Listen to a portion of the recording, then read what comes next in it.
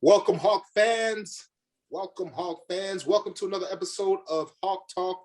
I'm your host, Colin Cole, and today we get a chance to bring you another episode of Hawk Talk. Of course, we're going to be talking about those Nebraska Cornhuskers, and when I say we, I got to make sure that I make that stipulation. I'm talking about the man, the myth, the legend, the two-time All-Big Ten member, the 3-year starting offensive tackle, the luxury real estate mogul. You know, I can go on and on. We talk about the team MVP 2002 trophy. There's so much we could just continue to talk about, but instead, I'll let the man talk about himself, himself. Thank you for joining the show today, David Porter. Thank you, sir. Mr. Colin Cole, man, I appreciate you.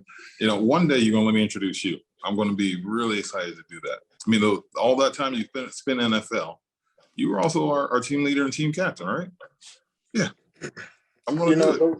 Listen, certain things like that really matter a lot at this point. What matters the most is making sure that the people understand that the Hawks got another win, and I'm just a messenger, a conduit to bring along that message that Hawks win. And biggest point about that, we'll get into that in a little bit, but obviously we know what happened with the West. So we'll get to that here shortly. But 28-21 score, it was a rather interesting game. The Hawks trailed most of the way. Right down to the third quarter, but we're able to pull out the win.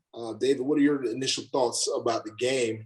Just thinking about just looking back on it. Looking back, my initial thought was that we have really special teams, and we have a special defense too. And they came out there and they were ready to play. They came out there and kept us in the game. I mean, Caleb Shudak had 4 field goals for us. Yeah. And this man was just money for us all day, and we needed every freaking point that he gave us. He gave us 12 points off those field goals. And it was 27 yards, 36 yards, a 48-yard, and a 44-yard. So we really needed that this game. And the total team victory, every aspect of this team showed up that day. So we need some help on offense here, but we're getting better. We're getting better as a team. At defense, they're special. I've been saying that all year. I think they're special. But, we won. We came out with the victory. We found a way to win. And that's the name of the game.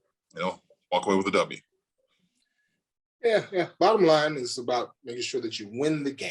Whether you win, I know I've heard the term, ugly. Would you rather have an ugly win or a pretty loss? Pretty loss. I think I would take an ugly win any day of the week. If they were half points, I would rather win by half point if that was possible. So no doubt winning the game is the most important. Still a little bit of a sputter with the offense early on in the game.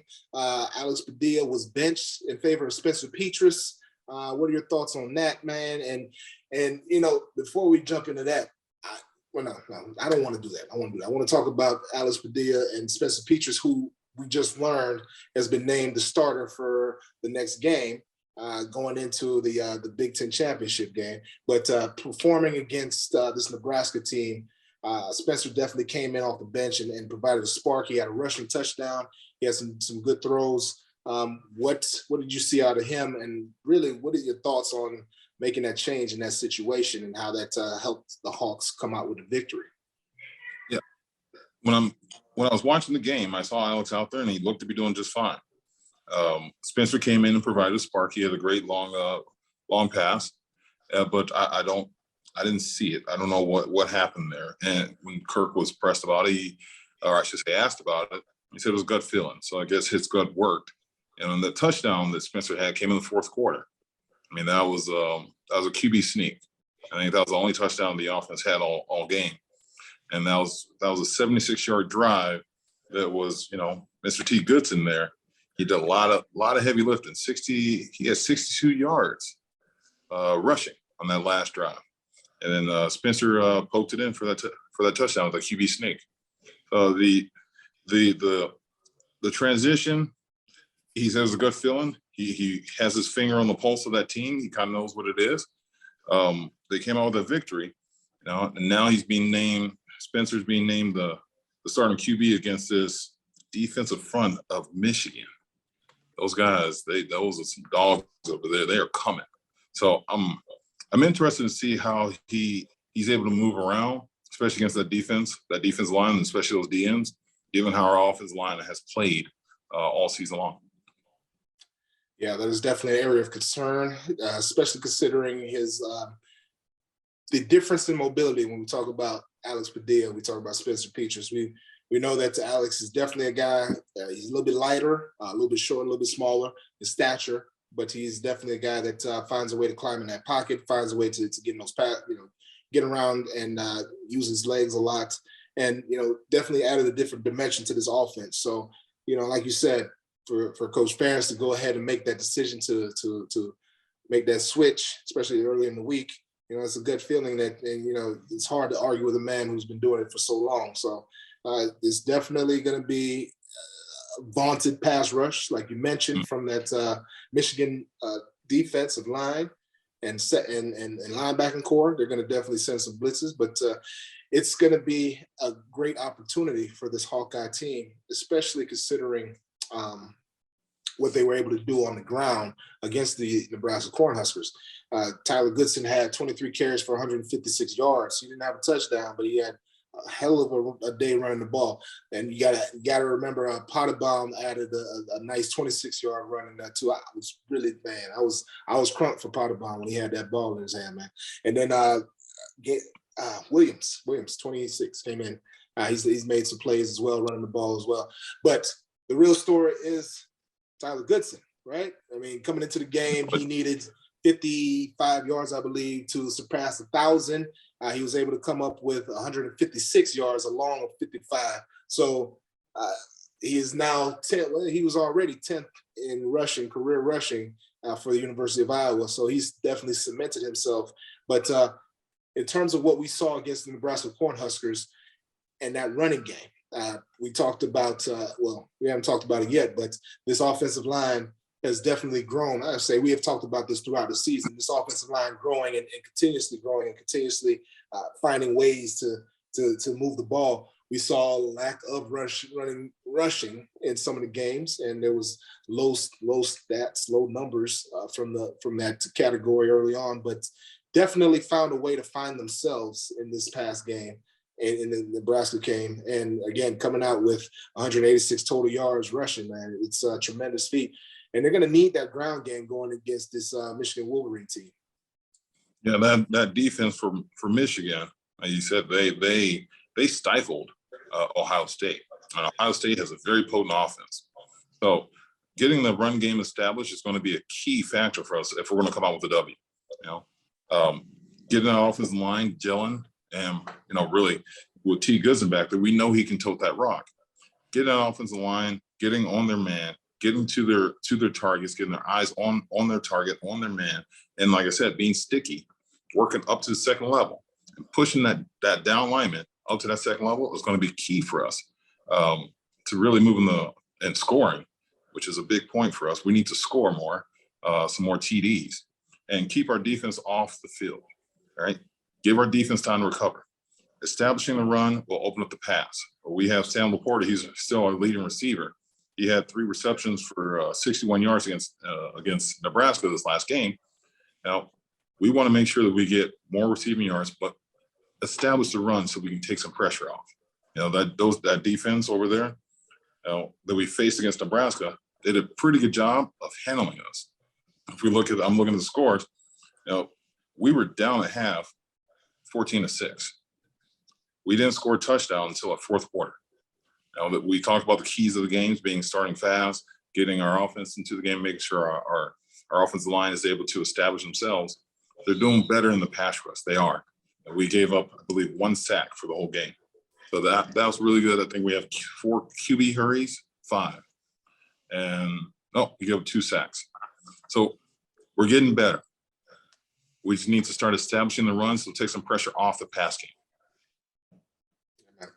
I agree with you. You definitely want that run game to continue to kind of carry the team and keep the pressure off, right? I mean, if there's anything that I saw in that Ohio State-Michigan game, Ohio State definitely did run the ball well. They found ways to get the ball downhill, and so that's what Iowa's going to have to do to find a victory against Michigan in the Big Ten championship game. Going back to Nebraska, though, we talked a little bit about when we were talking about this run game. Unfortunately, there were a couple fumbles. I mean, Tyler fumbled and Gavin Williams also fumbled. Lachey also fumbled, but that was on a reception. So those backs both fumbled. Tyler lost his fumble, so you got to make sure that that's not an area that's going to be of contention. We got to make sure we hold on to the ball. Flipping over to the defensive side, man, Jack Campbell led the team with 16 total tackles, 2 solo. And we ended up having 1 interception by Jamari Harris. So it's Jamari Harris. Let me pronounce that man's name correctly. So this defense was definitely stifling. Obviously allowed 21 points, but was able to rally and get after it. And so what is going to be the key? We know what they did against Nebraska, holding them to 21 points. But what's going to be the key for this defense heading into the Big Ten championship game against this Michigan team? And getting our defense out there and making sure they're fresh, stopping the run like we always do. But it's keep doing what they're doing. But we need to get back to being ball hungry, ball hawks. We stop the run, we know the pass is coming. And our secondary is really, really good. The Legion of Boom, we call them. We dubbed those guys that early in the season. And getting them back to that old form where they're ball hungry, getting these interceptions, winning the turnover game by a large margin will help us, get that victory, that W that we're looking for. These last couple of games, our defense has scored the last 2 games. Our special teams have scored on the last 2 games. They've equaled or even doubled our offense production. But we need our defense to keep doing what they've done all year, which is show up and perform really well for us. And stopping that run game, especially against Michigan, that's what we're going to need. That's what they were able to do here with Nebraska. That kept us in the game. And in the fourth quarter, they just showed up and played lights out. Yeah, they're going to definitely need a performance like that, definitely going down the stretch, especially against this team they got going up next. So huge participation, I should say, huge accomplishment for the special teams. We mentioned the fact that it was definitely it wasn't the prettiest of games, right? So being able to create points via block punt. Yep. Let's not forget that there was also a safety that was in there as well. We're able to get a safety on them. So being able to score non-traditional ways is definitely helped our team. And the special teams particularly, Dave. So what do we need from that special teams unit to kind of continue this? Because, I've talked about all season about Charlie Jones getting that return. He got that return last week against Illinois. But this week, I mean, the turn up on the special teams to be able to get a block punt that turns into a score. That's a 14-point swing. And so it's great to see that they definitely played some great team ball. And that was a great team win overall. What you also mentioned Caleb Shudak's 4 for 4 on the field goals. What does this group have to do in terms of getting themselves together? But for the next game, and the other question I have for you is, how do they kind of ride this wave in terms of special teams moving forward? We can get our special teams to continue being special like they have been all year. I mean, from Tory Taylor to Caleb Shudak, and then you start looking at Charlie Jones on the kickoff return, and then we got our punt returns, and now we're blocking punts and turning that into points as well. I mean, these guys have continued to perform for us all year. I mean, I hear this thing about tight end you and O-line you. We might be special teams you as I'm looking at for this year, but they are really special. Our special teams and our defense has really carried us for this season. The special teams, the block punt, and the 4 field goals, that accounts for 19 points. That's 19 points. And if you take that blocked punt and turn that into points, you said that's a 14-point turnaround. That's huge. That is huge. So you toss that on top of that. What is that? Yeah, that's 26 points. Yeah.